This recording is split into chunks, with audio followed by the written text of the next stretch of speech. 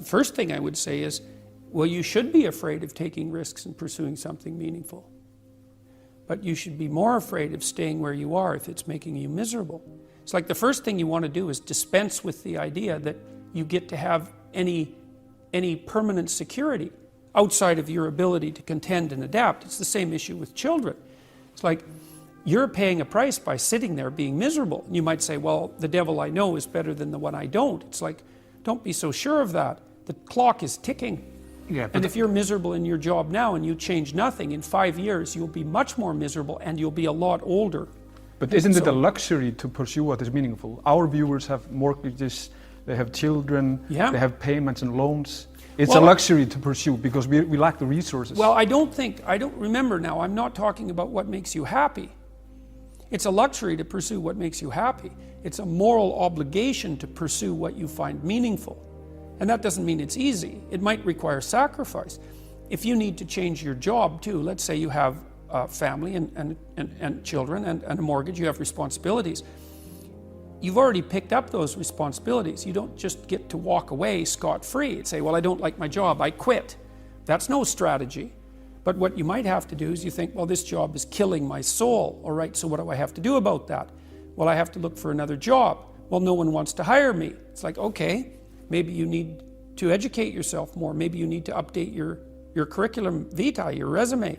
Maybe you need to overcome your fear of being interviewed. Maybe you need to sharpen your social skills. Like, you have to think about these things strategically. If you're going to switch careers, you have to do it like an intelligent, responsible person. That might take you a couple of years of effort to do properly. When you say pursue something meaningful, is it important to have a vocation?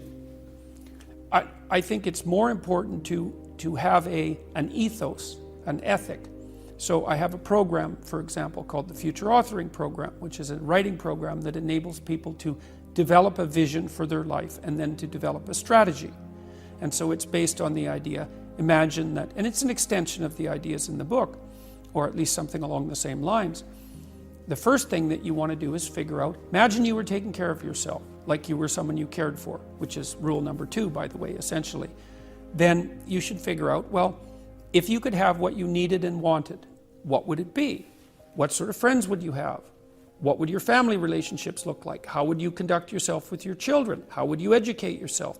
You need to think through how it is that your life could be properly arranged if you had that ability.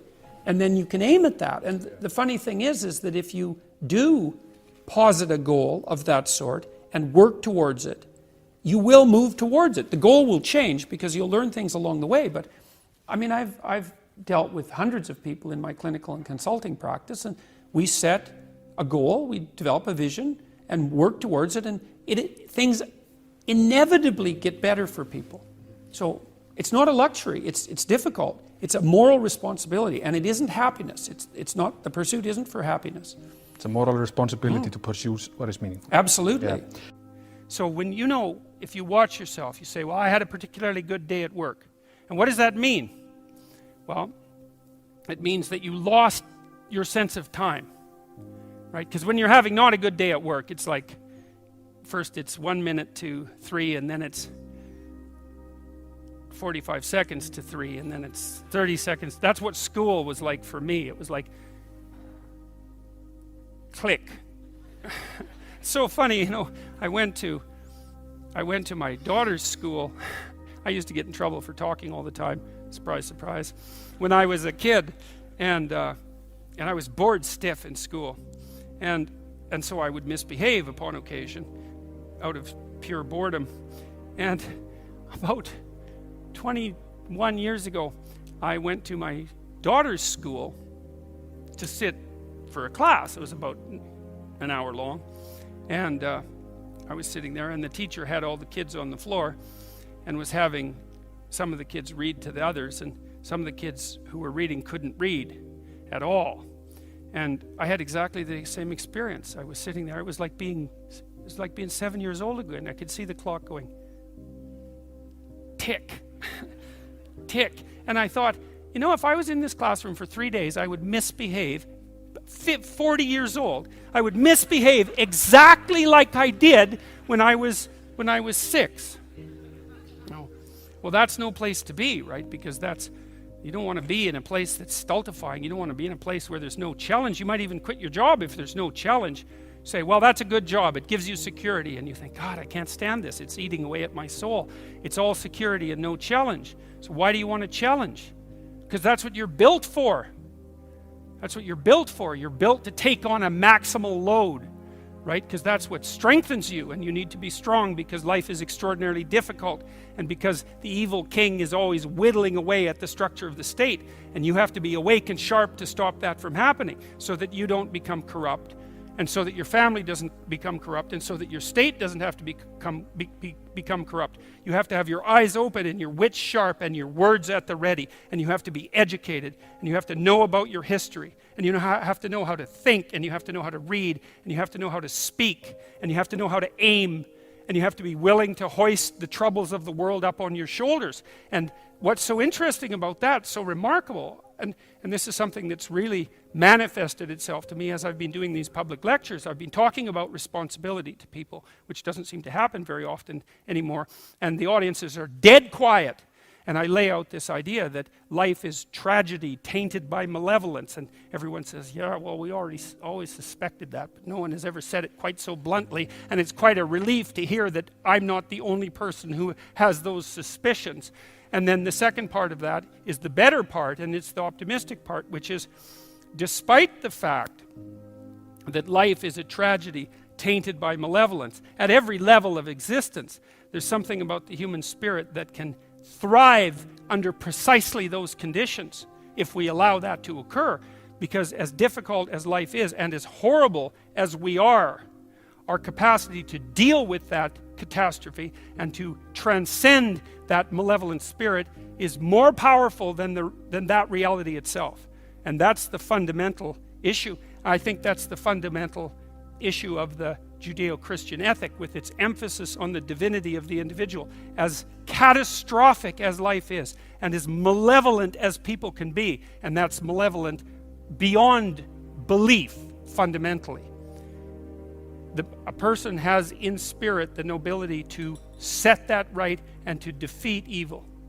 And that more than that, and that the antidote to the catastrophe of life and the suffering of life and the tragedy of life that can drive you down and destroy you is to take on exactly that responsibility and to say, well, there's plenty of work to be done, and isn't that terrible? And there isn't anything so bad that we can't make it worse, and certainly try very hard to do so, but I have it within me to decide that I'm going to stand up against that. I'm going to strive to make the world a better place.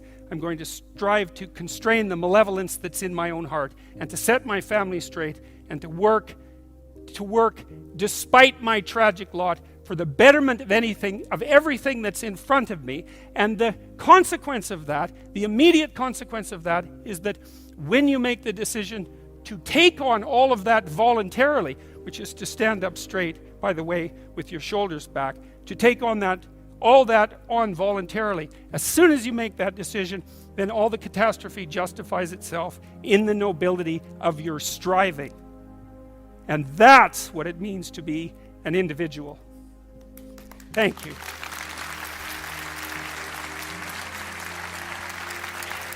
When I was 25 or so, I probably weighed about 138 pounds. I smoked like a pack of cigarettes a day. I drank tremendous amount of alcohol. I was from northern Alberta, this rough little town up in northern Alberta called Fairview, and there were long winters there, and my friends were heavy drinkers, and most of them dropped out of school by the time they were 15 or 16, went off to work on the oil rigs, and it was a rough town, and we drank a lot. I started when I was 14, and and so I had a lot of bad habits, let's say, and things that were, and I wasn't in great shape physically, and I was also still intellectually obsessed by, as I am now, and so that would have been in 85. But I decided around then, about 85, 84, something like that, maybe a little earlier, that I was really going to try to get my act together, and so I started doing that. First of all, I quit smoking. Well, that took a long time because I eventually had to quit drinking too in order to quit smoking, and I started working out, playing sports, which I'd never done. I was a small kid. I'd been skipped a grade, and I was small for my age. So sports were never, especially team sports, were never really a domain of expertise for me. Although I skied and went trapping with my dad, and went, cross-country skiing and camping and all that. So, but when I went to graduate school, I started swimming. The first physical exercise routine I did, I enrolled in a swimsercise course, I think it was called. So it was me and this like really overweight kid, and like these 60-year-old women and men, they could out exercise me like mad. It was really embarrassing. Me and the overweight kid, we'd be just panting ourselves 3/4 to death at the end of the bloody workout, and these 60-year-old women who weren't in great shape were like, chatting away as if nothing was going on at all in the pool. So that was quite embarrassing, and as was going to the weight room, because when I started I could barely bench press 75 pounds, and people used to keep coming over and helping me, which was the last thing I bloody well wanted, but certainly needed. And I got to the point where I could bench press 225 pounds. I think that was the best I did, and I gained about 30 pounds of muscle in a year and a half. So that was a good thing. So like I was kind of a wild man, and I'm a little bit manic in my temperament, and so I was kind of going every direction at the same time. So, and I don't regret that. I had a fine time when I was a kid, but I needed really to get disciplined, and I had to do it because I was working on these hard problems that that I've been discussing with all of you, and I've been working on them really obsessively since I was probably about 18, maybe even earlier than that, and got to the point around 25 when I was in graduate school trying to get my PhD, so doing all my research. Like I published 15 papers by the time I graduated with my PhD, which was I think by a fairly large measure the most papers that any graduate student at that time had ever published at McGill. I think that's right. It might have been twice as many, or maybe twice as many, maybe even 3 times as many.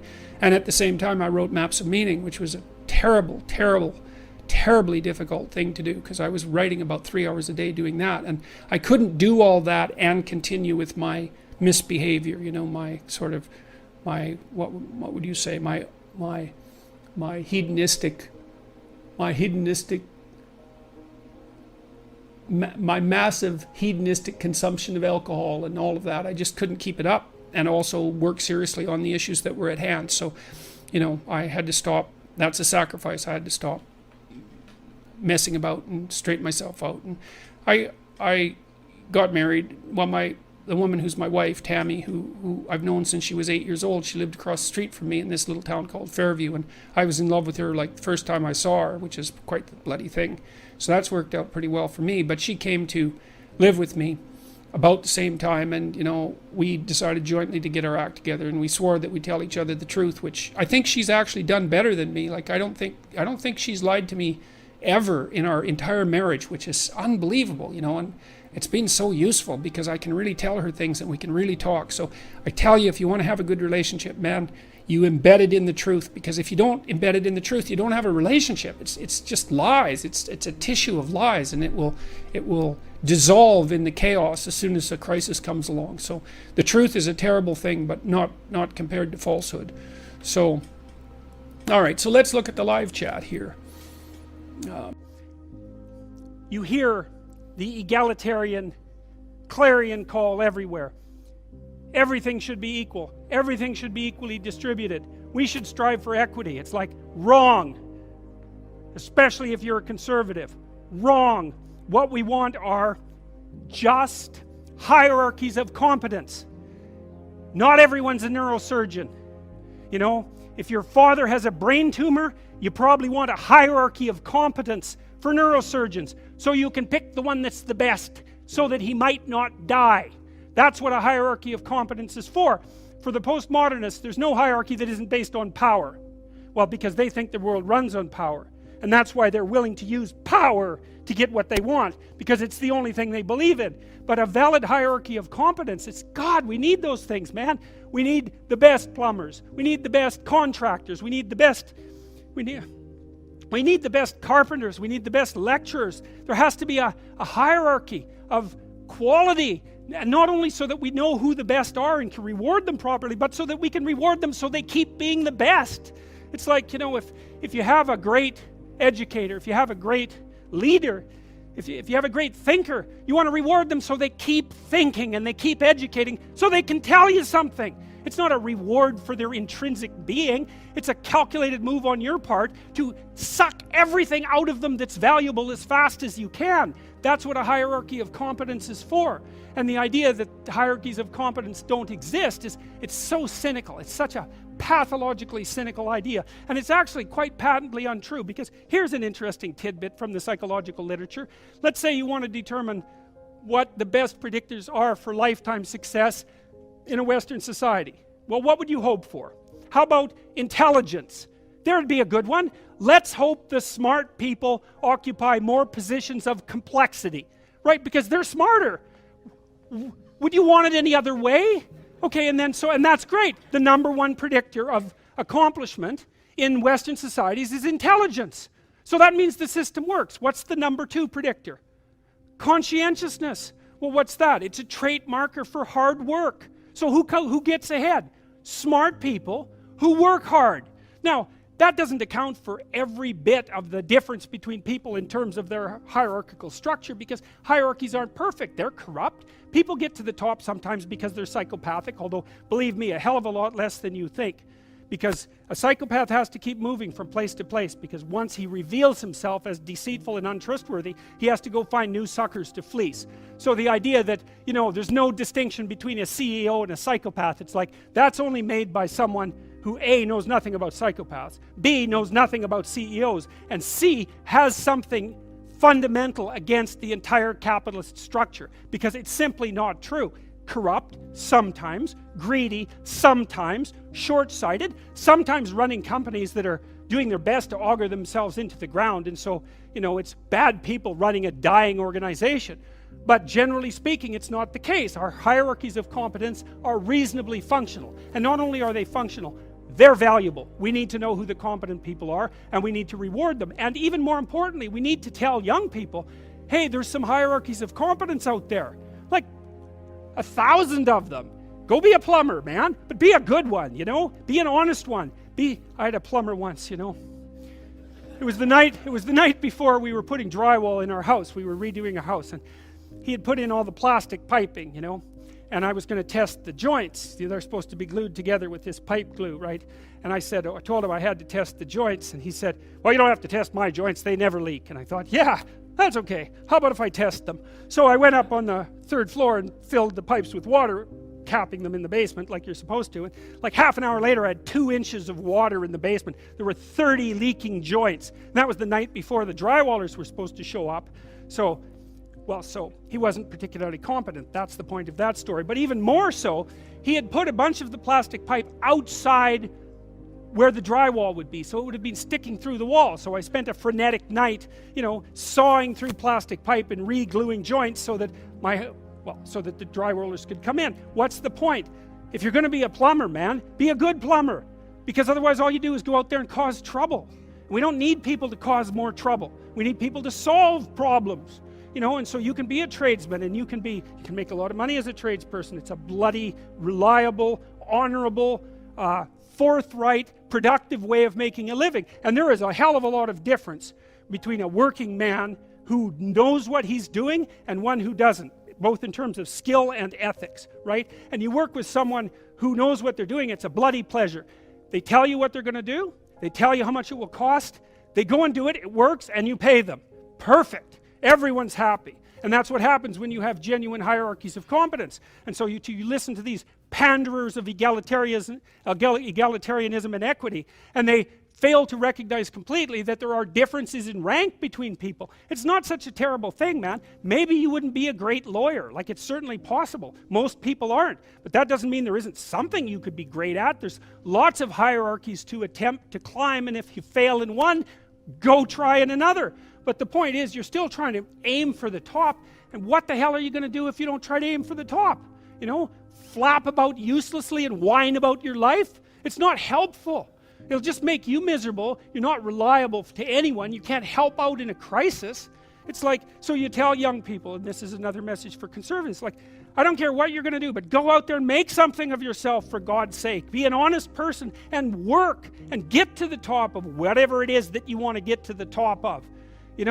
And and stand up for yourself like a respectable human being and be a bit of a light on the world instead of a blight, you know. And you can tell young people that, and they haven't been told that by anyone now. And so the young men are so hungry for that it's painful to watch. They're so relieved when someone finally comes up and says, hey, you know, you get your act together a bit, discipline yourself, see if you can learn to tell the truth, concentrate on something for a year or two, you could be a bloody world beater. They think, really?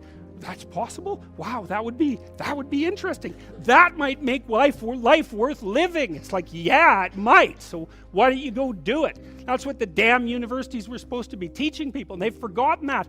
I went to Harvard a month and a half. I used to teach there, and I talked to a bunch of students, you know, and I told them, it's not easy to get into Harvard, you know. Like, you're a valedictorian if you're at Harvard.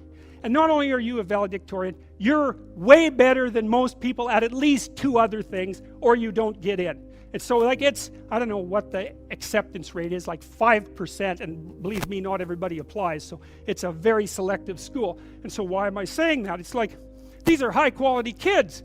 So I told them what I just told you. It's like, here you are at Harvard. It's like, get yourself educated, man. Read some books, learn to talk, learn to think. Make yourself into something. Get the hell out there and make the world that put you here happy that you were put there in that great institution.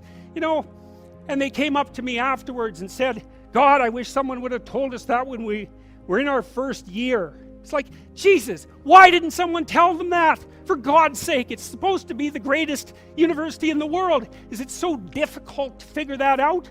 Well, it is if that isn't what you want to have happen in the university. You want to make cringing milksops who whine about being victims while they're going to Ivy League institutions. Jesus, it's pathetic.